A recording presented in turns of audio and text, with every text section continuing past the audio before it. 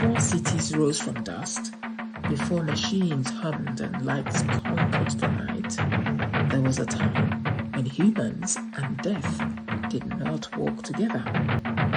Back then, death did not know us. He did not follow our footsteps. He did not sit at our bedsides. He did not whisper our names into the dark. In those ancient days, humans lived long and broken lives. Not forever, but long enough that endings felt like distant rumors carried by the wind. And death? Death lived far away, far beyond the forests, beyond the rivers, beyond the lands where even hunters feared to tread. He was not cruel. He was not evil. He was simply absent. And for a long time, that is how it was meant to be. But as you know, humans are curious creatures, and curiosity has a way of calling things that should never be called. One day, in a village wrapped in golden sunlight and surrounded by tall, whispering grasses, there lived a man named Kofi. Kofi was strong, clever, and restless. He was the kind of man who looked at the horizon and thought, there must be more. While others were content with the rhythm of life, planting, harvesting, laughing, loving, Kofi felt something different. He felt incomplete. One evening, as the sun dipped low and painted the sky in fire, Kofi sat with the village elders. They told stories, as they always did. Stories of the spirits, of the ancestors, of the unseen forces that shaped the world.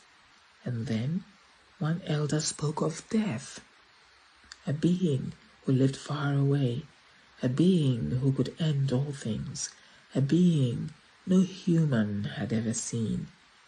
The fire crackled, the wind stilled, and something inside Kofi awakened. Where does death live? He asked. The elders exchanged uneasy glances. Far away, one of them said. Too far, too dangerous. But Kofi leaned forward. I want to see him. The elders shook their heads. Some paths are not meant to be walked, they warned. But Kofi was already walking. At dawn, before the village stirred, he packed his things. Food, water, a blade, and a question. He left without saying goodbye. The journey was long. Days turned into nights, and nights into something heavier. The forests grew thicker. The air grew colder. Even the birds stopped singing, and still Kofi walked. Until one evening, he reached a place unlike any other. A clearing, silent, still, waiting. At its center stood a figure, tall, unmoving, watching. Death. Kofi's heart pounded, but he did not run. He stepped forward. You are Death, he said. The figure did not speak at first.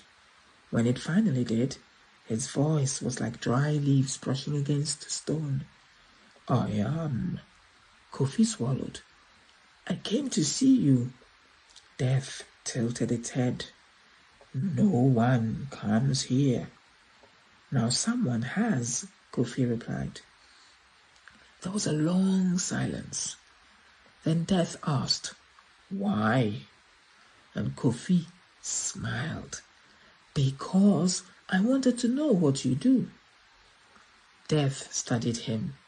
I end things, it said simply. Everything? Yes. Kofi thought for a moment. Then he said something that would change the world forever. Come with me. The air seemed to freeze. Death did not move. Why would I do that? It asked. So you can see us, Kofi said. See how we live. See what you end. Death had never considered this. For ages beyond counting, it had remained where it was, distant, separate. But now a human stood before it, offering something new, something dangerous, something interesting. And so, after a long silence, Death agreed. They walked together, back through the forests, back through the shadows, back toward the world of the living. At first, nothing happened. The village welcomed Kofi back with celebration. They did not see Death. Only Kofi could. Death walked beside him like a quiet shadow, watching, learning, listening. It saw laughter. It saw love. It saw children running barefoot through dust. It saw mothers singing. It saw fathers building. It saw life in all its fragile beauty. And something inside Death began to change. It had always ended things, but it had never understood them. Until now. Days passed. Then one morning, something happened. An old woman in the village grew weak. Her breath slowed. Her eyes dimmed. Kofi sat beside her. So did Death. And for the first time, Death reached out.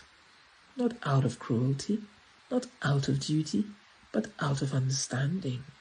It touched her. And she was gone. The village wept. Kofi stared in horror. "You weren't supposed to do that," he shouted. Death looked at him. "I do what I am." "But not here," Kofi cried. "Not among us." Death tilted its head. "You brought me here." And in that moment, Kofi understood. You cannot invite a force and then ask it not to act. But it was too late. Death had seen humanity, and now it could not unsee it. It began to follow, quietly, patiently, from house to house, from village to village, from generation to generation. Where there was life, Death was now close behind. The elders gathered. Fear spread. "This is your doing," they told Kofi.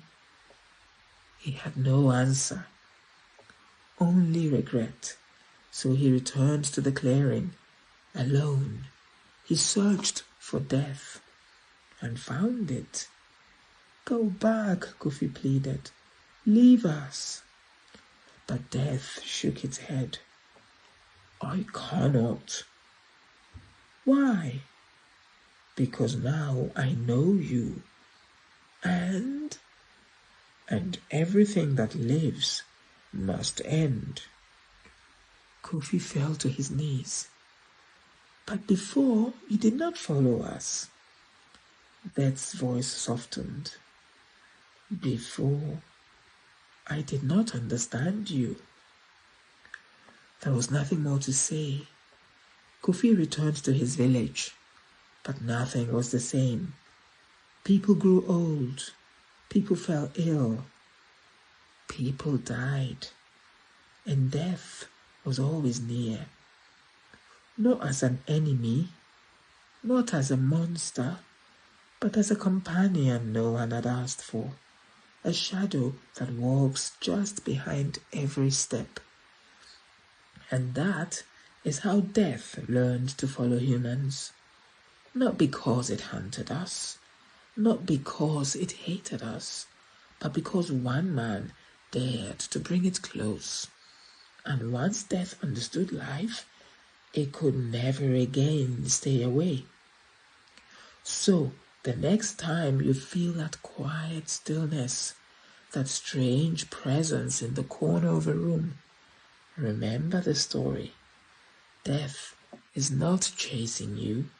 It is simply walking behind you, as it has done since the day we showed it the way.